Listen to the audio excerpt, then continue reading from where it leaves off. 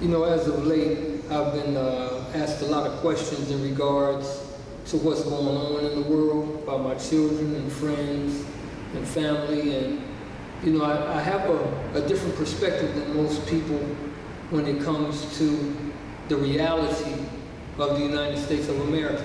Because a lot of things that are going on right now have never gone on in the history of America. And a lot of people are scared in one respect, questioning everything on another respect, and wanting to know what direction or what they should really be focusing on and doing under these times of duress. And, you know, one of the main questions that are haunting me right now is people are calling me and sending me emails asking me about the election and which candidate that I would vote for, Biden or Trump. And they asked me, what's the difference? And I said, you know, in reality, the difference between each one of those candidates and their party is about $11 trillion. That's pretty much it. The color of their logo, the way that they spell the name of their party, that's pretty much the only difference between the Republicans and the Democrats. The reason I say $11 trillion is because in 2000, the year 2000, the United States was in $5 trillion of debt, 6 months after President Clinton said that the budget was balanced. So when Bush came into office, he came into office with a $5 trillion debt. And when he left office with a $9 trillion debt. So the Democrats contributed $5 trillion. And then the Republicans came in and added another $4 trillion. So when you come to the realization of debt, then the Democrats come in with the Obama administration and the debt was at $9 trillion. And at the end of 2016, the debt was $16 trillion. I'm sorry, $19 trillion. So between 2008 and 2016, during the Obama administration, which includes Joe Biden, the debt went up $10 trillion. So now you have Trump in office from 16 to 2020, and the debt is $26 trillion. None of the candidates are talking about the $26 trillion debt because they're responsible for the $26 trillion debt. That's really not the problem. The biggest problem is they admit that by the year 2030, that the debt would be $36 trillion. So what does that say? Should I vote for a Democrat or should I vote for a Republican? Both of them agree that the debt is going to be $36 trillion by the year 2030. So why would you vote for someone who already gave up on the economy and has no solution? Why would you vote for someone who's guaranteed to sink the United States of America by admission before you vote for him? Think about that for a minute. With $26 trillion in debt, and you have two guys almost 80 years old fighting to take the office. You're either going to do one or two things when you enter this office. You're either going to loot the rest of the material that's left from this country that's diminishing rapidly, or you're going to try to come into office and repair the situation and salvage what's left. Due to the fact that the Republicans and the Democrats admitted that there's a $36 trillion debt on the table, that means they don't have a solution. So now you have the issue. Which candidate should I vote for? I wouldn't vote for either one. I would look for an alternative candidate, an alternative candidate that's strong enough to carry the country forward in the midst of a $26 trillion debt, which actually causes the COVID-19 virus to be sent to the United States. I honestly believe if the United States was not in debt, COVID-19 wouldn't be here. But I think people are the same on every level. If you owe the United States government $26 million, what do you think they're going to do to you? They're going to take everything that you got. If you owe them $2.6 million, what do you think they're going to do to you? They're going to take everything you got. So if the United States owes someone else $26 trillion, what do you think they're going to do? They're going to come and try to get their $26 trillion back. I'm going to ask you a question that most people don't even think about. Think about this, because this is where the problem lies. Who does China owe? If China owes someone, and we owe China, and we don't pay China, China can't pay who they owe. This is why China gets the virus, and then we get the virus, because China takes out a loan product, services, and time to us. We don't pay them, China doesn't pay their debt. So where does it stop?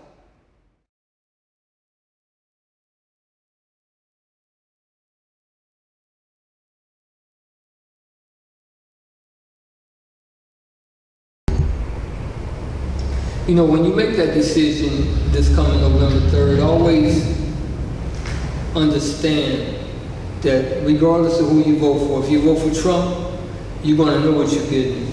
If you vote for Biden, you're going to get the same thing. You're just not going to know that you're getting.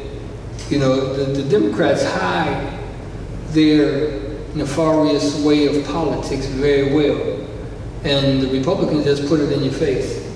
But you know, we as a people, sometimes we don't really want to hear the truth unless it's got some sugar coat on it. But the sugar coat this time is not going to be sugar. So when you get to the point of voting, understand that you do have an alternative candidate that's actually running independently, without the Democratic Party, without the Republican Party. And when you get to the point of wanting to know who this person is, and his background being with Homeland Security, there's no better candidate on the market that can secure us right now, because that's what all of us need. We need security. You know, a lot of times we have people endorsing the candidate, and in this case we have Obama who's endorsing Biden. Now, keep in mind, Obama's debt was, Obama's administration in debt was $10 trillion. And how much of that $10 trillion did the black community see? How much of that $10 trillion did the Hispanic community see? How much of that $10 trillion did the United States of American people see? So when you ride along with the coattails on someone else, and you understand that they also contributed $10 trillion to that cause, be careful what you ask for. Now, the last thing I want to say is this. In 2017, President Obama mentioned us being attacked by biological warfare. Nobody said or asked, why do you say that? What made him say that? What made these other politicians say that we should expect some biological warfare? Why is it that we weren't forewarned that the biological warfare was actually on American soil? How did they know this 3 years ago? Why is it that they can tell you when it's coming back, yet they don't have a solution or a cure for this virus? But they know the fundamental effects, and they can predict the future. How can they predict the future when they can't deal with the present? So what is it that we should take from this? Number one, the virus was around for many, many years before it came here in 2020. Number two, they knew it was coming. Number three, when it got here, everybody kind of looked at it passing. But the most important thing is this. They said it's coming back. I believe the only people that say it's coming back are the people who want to bring it back. And if those are the people that you're depending on to run your country for the next 4 or 8 years, you might be in a lot worse trouble than you're in right now. Because we need security. We need an economic solution. We need to build this country back to the point where it's self-sustaining. And at the present time, the only person that I believe would be able to do this is Peter Sherrill. Now I'm going to let Peter Sherrill tell you in his own words exactly how he feels about the police brutality, how he feels about COVID-19, how he feels about the economy, and what it is that he can do to solve some of these problems. What I would suggest you to do is go to uniteandwritesherrill2020.com. That's uniteandwritesherrill2020.com.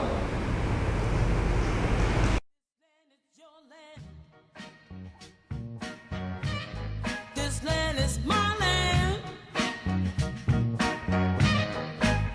From California, well, to the New York Island. From the Redwood Forest to the Gulf Stream waters. I tell you, this land was made for you and me. As I went walking down that ribbon of a highway, I saw above me all that endless skyway. Now I saw below me that golden valley, and I said, this land was made for you and me. As I was walking,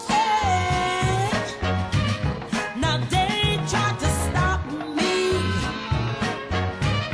They put up a sign that said, oh, it said private property. Well, on the backside, you know, it said nothing. So it must be that side was made for you and